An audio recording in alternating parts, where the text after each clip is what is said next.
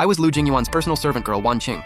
The second day I arrived, he sold me off to a night watchman named Gu Chang'an as his wife. The guy was flat broke, and he looked different, to say the least. No woman wanted anything to do with him. The only one who came to see me off was Lin Roqian. She smiled and said, "May you and Gu Chang'an live happily ever after, and have lots of kids." Shen Tingyao moved in the very next day, and called everyone in for a formal meeting. I served her tea. She deliberately let the cup slip.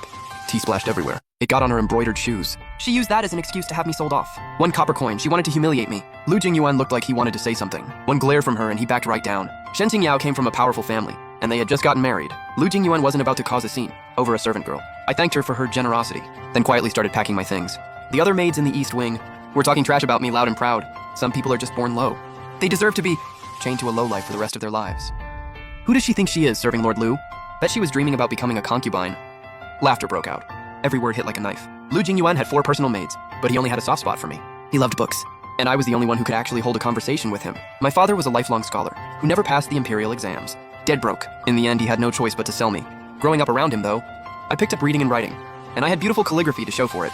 Lu Jingyuan really appreciated that, but because of it, the other 3 maids hated my guts. Behind my back, they called me a seductress, said I was throwing myself at Lord Lu. To my face, they copied everything I did, hoping he'd notice them, but it was a bad imitation and they knew it. It only made him like them less. What servant girl doesn't dream of moving up in the world? Everyone wants a taste of the good life. Becoming a concubine was the fastest way up. They thought I'd already taken that shortcut, so yeah, they weren't exactly happy about it. The daily digs were nothing new.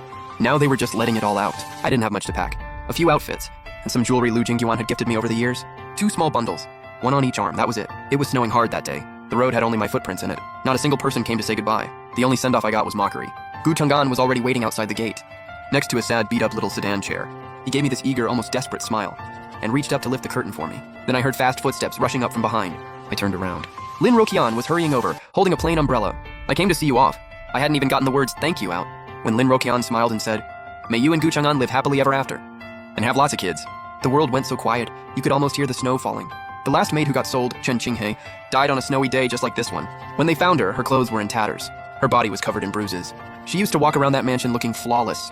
Everyone envied her. Within days, she was a corpse. I couldn't stand the thought of her left on the street, so I bought a cheap coffin and buried her myself. Now I was the one being sold. What was gonna happen to me? I took one last look at the estate, then turned and stepped into the sedan chair. Out of the corner of my eye, I thought I caught a glimpse of the silver-threaded hem of Lu Jingyuan's robe. The curtain dropped, like it cut off everything from my past. Gu Chang'an's place was even worse than I imagined. 1 sleeping platform, a table and a lamp, a pot and 2 stools, a coil of old rope hanging on the wall. Even the bowls were chipped. Gu Chang'an sat down on one of the stools. I didn't want to be too close to him, so I sat on the sleeping platform instead.